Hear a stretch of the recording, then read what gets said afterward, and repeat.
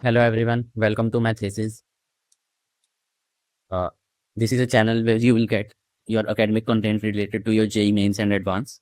So I am your mathematics educator and we'll start with the PYQ series first in mathematics and especially the PYQ series with Jan attempt questions. Okay, so we are going to start JEE mains PYQ series with Jan attempt questions and afterwards we'll cover the April attempt questions also. So what we will cover in the starting first chapter we will do is quadratic equations. Okay, so there is a analysis chart I has made.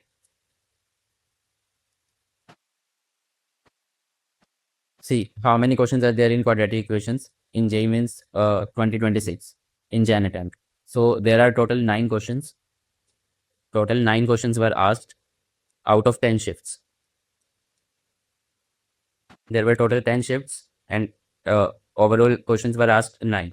Okay, so you can have a shift wise data also. On 21st you get one question from each shift. On 22 you get in second shift. In 23 you get 2 questions in a single shift. So it was you can say one of the easy kill topics because quadratic equations are generally easy and all the questions, all these 9 questions come under easy category. When you will solve these will come under very easy category. Okay, so these 2 shifts like 28 Jan and 23 Jan, here you got two questions, so it was very easy kill topic. So but of course there are some disadvantages in some shifts that you will not get any question. So if I will take average, you will get 1 question per shift, but sometimes in some shifts you don't get any question and in some shifts you get more than 1 question, so that depends on your luck, and in other remaining 2 shifts you get one question. So it's an easy kill topic. Okay, so we are starting with quadratic equation. Also, I want to tell you in the video's description box, I has attached the PDF of all the questions. So I want you guys to go and try the questions first and then watch the video so that you can better understand the video if you will first try those questions. Okay, try the questions and then come here to watch the video. Okay, so let's start with our discussion of PYQs. So let's start the first question. देखो हमारे पास question है पहला कि the sum of all the roots of the following equation is, हमें एक equation given है और हमें उसके सम ऑफ रूट्स बताने। देखो ये तो काफ़ी सिंपल क्वेश्चन है हमारा। देखो हमें ये इक्वेशन दे रखी है, मैं इस पर एक बार नीचे लिख लेता हूँ। x-1 का whole square minus 5 times of mod x-1 plus 6 equals to 0, हमें ये गिवन है। ठीक है, अच्छा अब इसमें मैं क्या करता हूँ ना कि मैं मॉड ऑफ x-1 को t मान लेता हूँ, क्योंकि ये जो x-1 का होल स्क्वायर है इसको हम mod of x-1 whole square भी लिख सकता हूँ। ये दोनों सेम ही चीज़ है, mod of x-1 whole square लिखें या फिर डायरेक्टली x-1, क्योंकि पॉजिटिव ही आंसर आ जाएगा। तो इसको हम लिख सकते हैं कि square minus 5t plus 6 equals to 0। So इसके अगर हम रूट्स देखें, ये काफ़ी सिंपल ही इक्वेशन है। t-2 t-3 में फैक्टराइज हो जाएगा और t की 2 वैल्यूज आएंगे 2 और 3। तो यहाँ से हम देख सकते हैं कि मॉड ऑफ x-1 की 2 वैल्यूज है 2 और 3। अगर मॉड ऑफ x-1 की वैल्यू 2 है तो x हमारा क्या क्या हो सकता है, x एक तो 3 हो सकता है और एक -1 हो सकता है। और अगर हमारी वैल्यू 3 है तब हमारा x क्या क्या हो सकता है, एक तो हमारा 4 हो सकता है, अदरवाइज -2 हो सकता है। तो ये 4 वैल्यूज हमारी पॉसिबल है x की। क्या क्या पॉसिबल है, 3, 4, -1 और -2। हमें क्या चाहिए, इन सब का सम यानी कि हम इनको ऐड कर देंगे 3 + 4 -1 -2, तो इनका जो सम बनेगा वो बनेगा 4, यानी कि ऑप्शन नंबर डी। चलो नेक्स्ट क्वेश्चन पे चलते हैं। नेक्स्ट क्वेश्चन हमें क्या कह रहा है कि let alpha and beta be the roots of this given equation. हमें एक इक्वेशन दे रखी है और उसके रूट्स है alpha and beta, such that alpha less than 1 less than beta, so then the set of all values of a will be. तो हमें एक ही कंडीशन दे दी रूट्स के ऊपर कि अल्फा और बीटा के बीच में हमारा 1 लाई करता है, यानी कि अगर मैं एक्स एक्सिस बनाऊँ अपना, यहाँ पे कोई अल्फा रूट है मेरा, यहाँ पे बीटा रूट है और उनके बीच में लाई करता है 1। ठीक है, अच्छा देखो एक्स स्क्वायर के आगे पॉजिटिव कोफिशिएंट है ना। हमारी जो जनरल इक्वेशन होती है क्वाड्रेटिक की वो होती है ax² + bx + c। Equals to 0। ठीक है, तो इसमें दो केसेस बन सकते हैं, या तो आपका अपवर्ड पैराबोला हो या तो आपका डाउनवर्ड पैराबोला हो। ठीक है, जब ए पॉजिटिव होता है तो अपवर्ड बनता है, और जब ए नेगेटिव होता है तो डाउनवर्ड पैराबोला बनता है। ठीक है, और कंसेप्ट क्या लगता है इसमें कि अगर आपको मान लो अल्फा बीटा के बीच की कोई वैल्यू दे दी, कोई भी मैं मान लो अगर एम वैल्यू दी आपको, तो आप क्या कर सकते हो इस एम वैल्यू पे, जैसे आपका अगर ए पॉजिटिव है तो ए इंटू में एफ ऑफ एम क्या होगा, आपका हमेशा नेगेटिव होगा। देखो दोनों केसेस में ए आपका पॉजिटिव है, एफ ऑफ एम क्या होगा, एम एम पॉइंट के ऊपर अगर आप इसकी वैल्यू देखोगे तो वो नेगेटिव होगी ना, क्योंकि वो इस लाइन से नीचे जा रही है, तो वो नेगेटिव बाई एक्सिस पे लाई करेगी, तो एफ ऑफ एम नेगेटिव होगा और ए पॉजिटिव होगा, तो A into F of M negative. Similarly अब आप यहाँ देखो, यहाँ पे अगर मैं इस केस की बात करूँ तो ए मेरा ऑलरेडी नेगेटिव है, और अगर मैं बीच में कोई एम पॉइंट लूँ और इसका एफ ऑफ एम निकालूँ, यानी कि इस पॉइंट का पैराबोला पे मैं कोऑर्डिनेट निकालूँ एफ ऑफ एम, तो वो एफ ऑफ एम क्या होगा, वो तो पॉजिटिव होगा। अगर मैं सेकंड केस में देखूँ ए नेगेटिव होगा और बी पॉजिटिव होगा, क्यों, क्योंकि ये पॉजिटिव एक्स एक्सिस की साइड लाई कर रहा है, तो ए इंटू में एफ ऑफ एम हमेशा लेस देन 0 होगा। ये वाला कॉन्सेप्ट हमें लगाना है इसमें। ठीक है, अच्छा अब देखो हमारा जो ए है वो पॉजिटिव है, यानी कि एक्स स्क्वायर के आगे पॉजिटिव है, वन है, तो 1 इंटू एफ ऑफ वन जो होगा वो हमारे लेस देन 0 होगा। वन हमारी ए की वैल्यू और एफ ऑफ वन जो हमें कंडीशन दे रखी है क्वेश्चन में। ठीक है, क्योंकि हमारा पैराबोला कुछ इस टाइप का बनेगा, राइट। तो बस हमें यही कंडीशन लगानी है, तो देखो कैसे, आप वन से मल्टीप्लाई करेंगे तो कोई फर्क नहीं पड़ेगा, मैं डायरेक्टली एफ ऑफ वन लिख देता हूँ। ठीक है, यानी कि जहाँ जहाँ एक्स है वहाँ वहाँ है वन रख देता हूँ। इस इक्वेशन में मैं वन रखूँ, क्या बनेगा, one square one plus 2a into में वन प्लस 3a प्लस 10। ठीक है, ये लेस देन 0 हो जाएगा, यानी कि इसको मैं लिख सकता हूँ 5a प्लस 11 लेस देन 0। तो a क्या होगा, लेस देन 11/5, सॉरी माइनस का, क्योंकि ये इधर जाएगा तो माइनस हो जाएगा ना, तो ये हमारा फाइनल आंसर बन जाएगा, a less than minus of 11/5। तो ये ऑप्शंस में अगर मैं देखूँ तो ये ऑप्शन ए मेरा सही आंसर करता है। चलिए थर्ड क्वेश्चन पे चलते हैं। Let alpha and beta be the roots of this equation such that lambda belongs to Z, यानी कि लैम्डा हमारा एक इंटीजर है। उसके बाद हमें एक कंडीशन दे दी बीटा माइनस अल्फा का मोड 1/2 और 3/2 के बीच में लाइक करता है, then the sum of all possible values of lambda. ठीक है, तो देखो ये अल्फा और बीटा हमारे रूट्स है, तो यानी कि हमें डिफरेंस ऑफ रूट्स दे रखा है, डिफरेंस ऑफ रूट्स, और हमें पता है डिफरेंस ऑफ रूट्स जो होता है बीटा माइनस अल्फा या अल्फा माइनस बीटा कुछ भी ले लो, बस उसका मोड लेना है हमें, ये होता है हमारा under root of B upon A. जैसे हमारा अल्फा बीटा होता था c/a और अल्फा प्लस बीटा होता था माइनस b/a, उसी तरह से हमारा डिफरेंस ऑफ रूट्स होता है under root of b/a। D क्या होता है हमारा डिस्क्रिमिनेंट, बी स्क्वायर माइनस 4 है ना। चलो यही अब हमें फॉर्मूला यूज करना है, इसमें बेसिक फॉर्मूला बेस्ड क्वेश्चन है। तो देखो 1/2 less than equal to under root d कितना होगा, पहले मैं अंडर रूट बी सॉल्व कर लेता हूँ, यानी कि under root b square minus 4ac। B कितना है, बी की वैल्यू 220 यानी कि 400 माइनस 12 इंटू 3 इंटू 4 यानी कि 144 लैम्डा, 400 माइनस 144 लैम्डा, इसका अंडर रूट। ठीक है, तो अंडर रूट डी क्या हुआ, 400 माइनस 144 लैम्डा अपॉन ए की वैल्यू क्या है हमारी 12, और यहाँ पे आ जाएगा 3/2। तो देखो ये कितना पे कैंसिल होगा, 6 पे, और 6 उधर क्रॉस मल्टीप्लाई हो जाएगा, ये हो जाएगा 6 अंडर रूट डी, और ये एटीएन। अब मैंने इतना बड़ा लिखने की बजाय सीधे अंडर रूट डी लिख दिया शॉर्ट फॉर्म। अच्छा अगर मैं दोनों तरफ स्क्वायर कर लूँ तो डी मेरा हो जाएगा 324 और 36 के बीच में। ठीक है, यानी कि 36 less than equal to 400 minus 144 lambda और 324। अब मैं दोनों तरफ 400 को माइनस कर देता हूँ। ठीक है, मतलब हर जगह मैं 400 को माइनस कर दूँ, तो क्या बनेगा मेरे पास, अगर मैं यहाँ से 400 को माइनस किया ये बचेगा -324 less than equal to -144 lambda less than equal to minus of 76, right. अच्छा अब माइनस से अगर मैं माइनस अगर तीनों जगह कॉमन ले लूँ तो मेरा साइन चेंज हो जाएगा, 324 144 लैम्डा और 76। अच्छा अब यहाँ से देखो, बस अब मुझे 144 को डिवाइड में ले जाना, 144 लैम्डा और 76 अपॉन 1 अच्छा अगर आप लोअर लिमिट देखो, ये वाली वैल्यू तो जा रही है 0 पॉइंट समथिंग पे, ठीक है, और ये वाली वैल्यू कितना भी जाए, देखो 144 का अगर मैं ट्वाइस करूँ यानी कि 2 टाइम्स, तो वो 288 है, तो ये 2 से बड़ी वैल्यू जा रही है, 2 पॉइंट समथिंग। तो यानी कि जो मेरा लैम्डा है वो 0 पॉइंट समथिंग से 2 पॉइंट समथिंग के बीच में लाई करता है, 0 पॉइंट समथिंग से 2 पॉइंट समथिंग। अब मैंने फाइनल वैल्यू क्यों नहीं कैलकुलेट की, क्योंकि मुझे सिर्फ इंटीजर से मतलब है, क्योंकि हमें दे रखा है कि लैम्डा बिलोंग टू इंटीजर।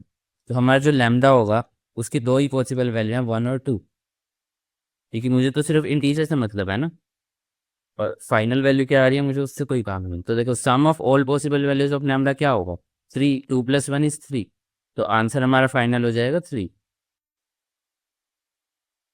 चलो फोर्थ क्वेश्चन पे चलते हैं। फोर्थ क्वेश्चन क्या है हमारा, a building construction work can be completed by 2 masons A and B in 22.5 days. अगर ए हमारा कंप्लीट करता है construction work in 24 days less than B, यानी कि क्वेश्चन क्या है कि अगर ए मान लो x डेज में काम करता है, तो A can complete the construction work in 24 days less, यानी कि बी जो हमारा काम करेगा वो x + 24 डेज में करेगा। ठीक है, यानी कि ए अलोन हमारा x डेज में काम पूरा कर रहा है, बी अलोन हमारा x + 24 डेज में काम पूरा कर रहा है, और दोनों मिल के यानी कि ए प्लस बी मिल के हमारा 22.5 डेज में काम पूरा कर।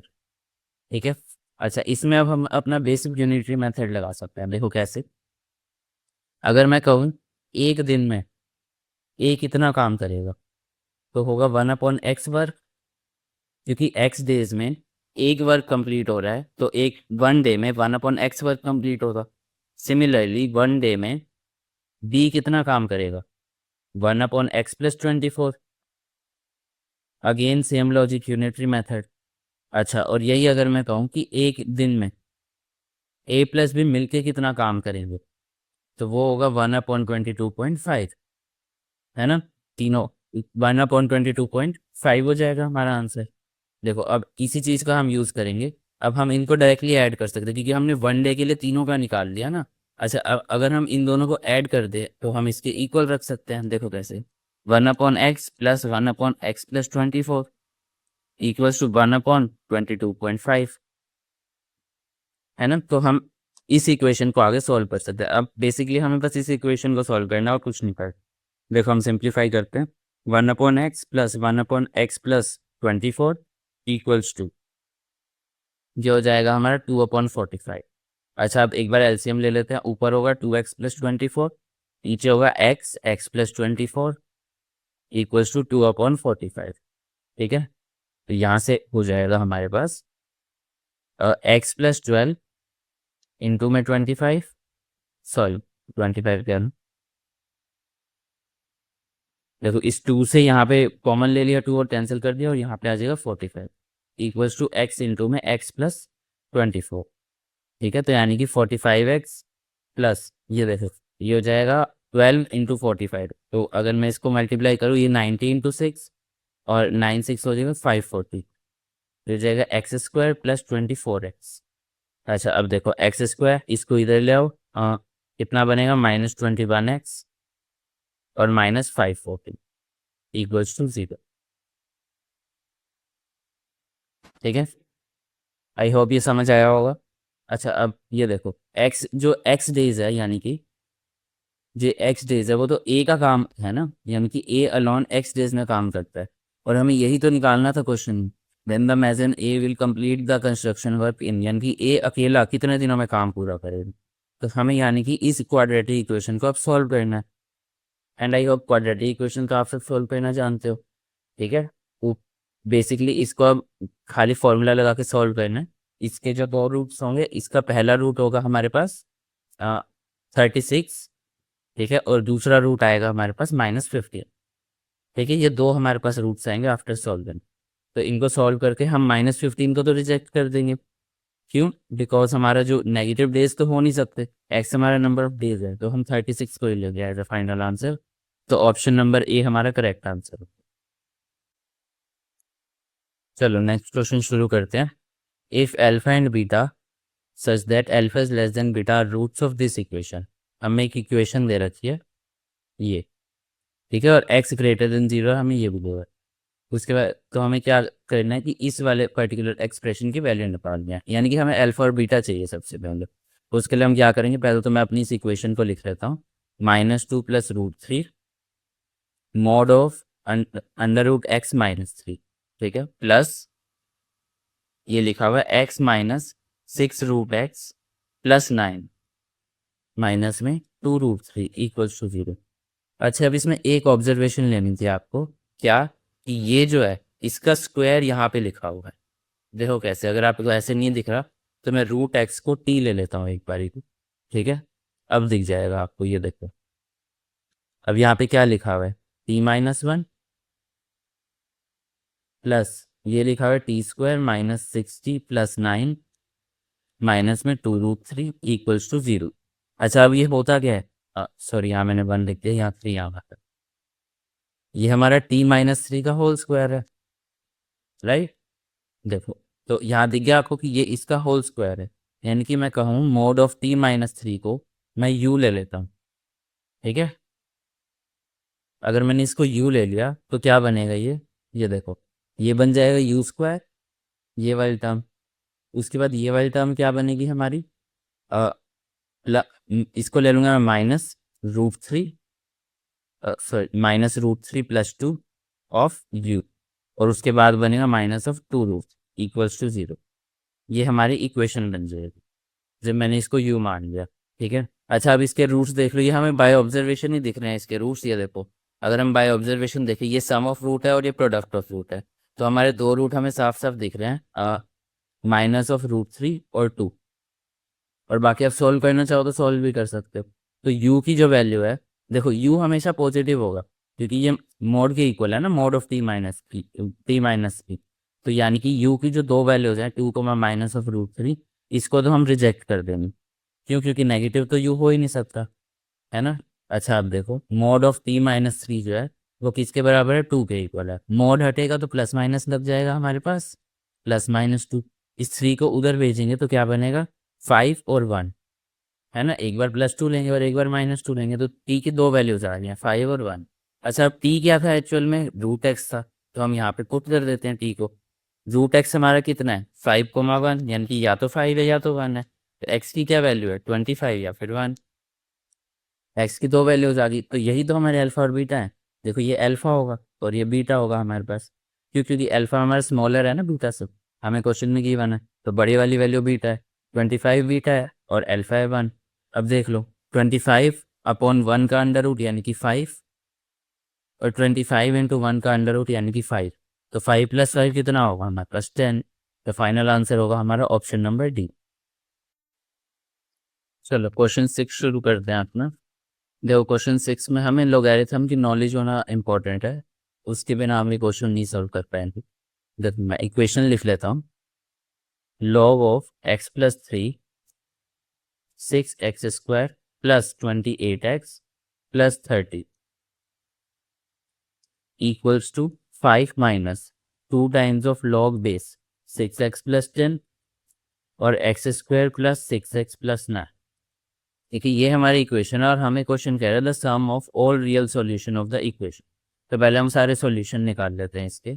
देखो, है क्या हमारे पास, अगर मैं देखूँ यहाँ पे मेरा बेस है x + 3 और यहाँ मेरा आर्ग्यूमेंट है x + 3 का होल स्क्वायर है, तो मैं क्या लिख सकता हूँ, 5 - 2 times of log base 6x + 10 x + 3 का होल स्क्वायर, है ना। और इसी स्क्वायर को मैं आगे भी उतार सकता हूँ क्योंकि मेरे को प्रॉपर्टी पता है कि अगर कुछ भी पावर में है तो वो हमारा आगे आ सकता है।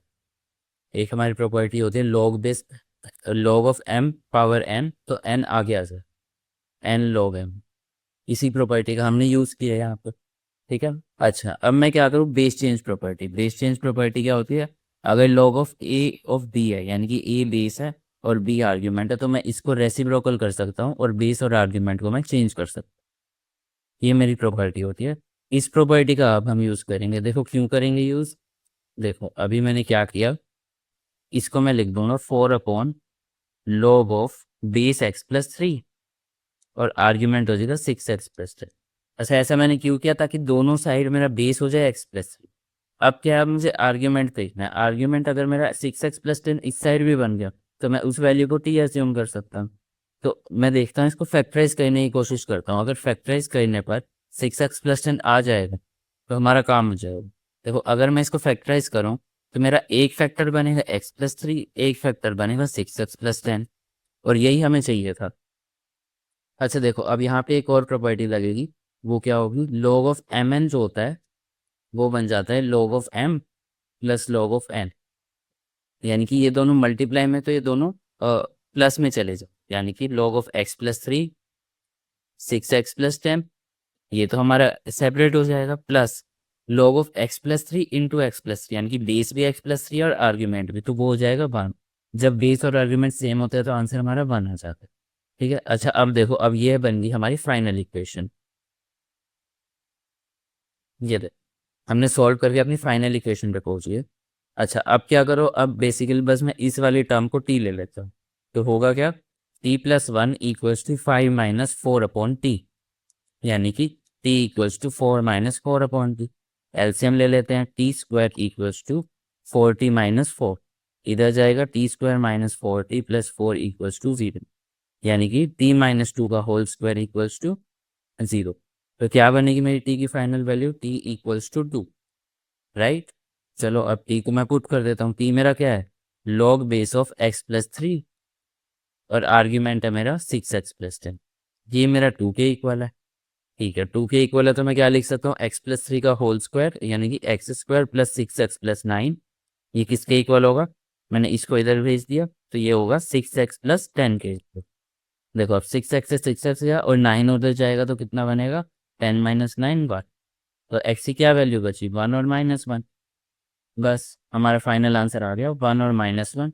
तो इसका अगर मैं सम लूंगा तो option number d 0 is my right answer.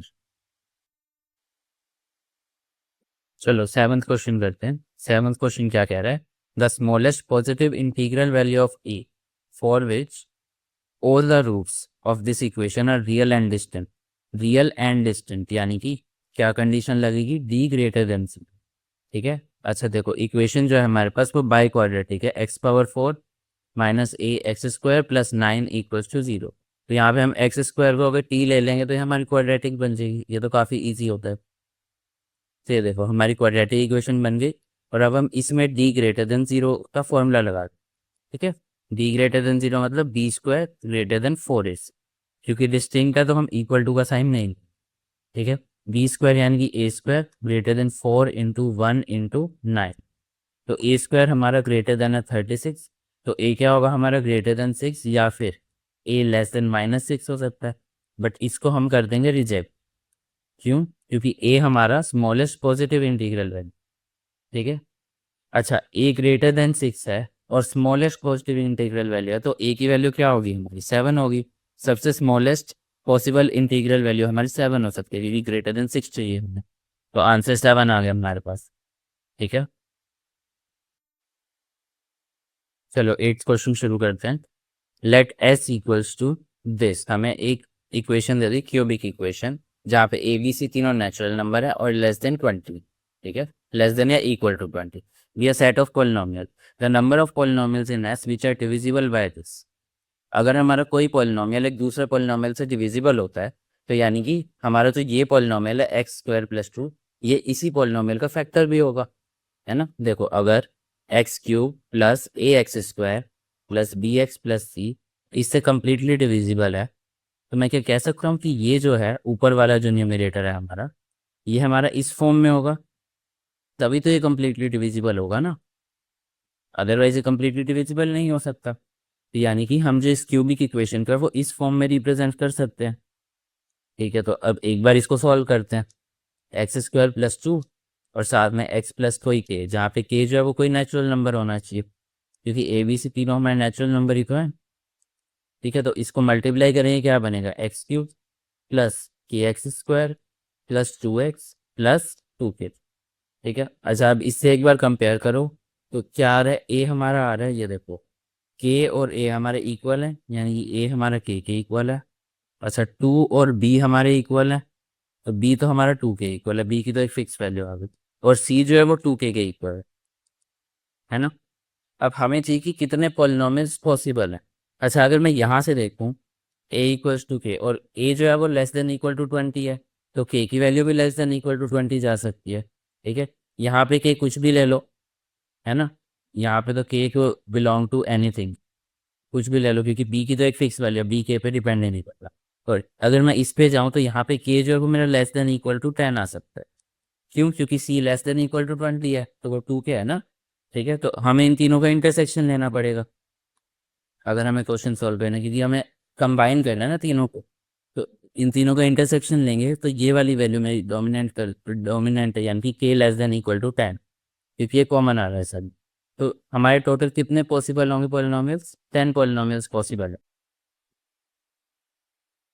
चलो 9th क्वेश्चन पे चलते हैं, लास्ट क्वेश्चन है हमारा।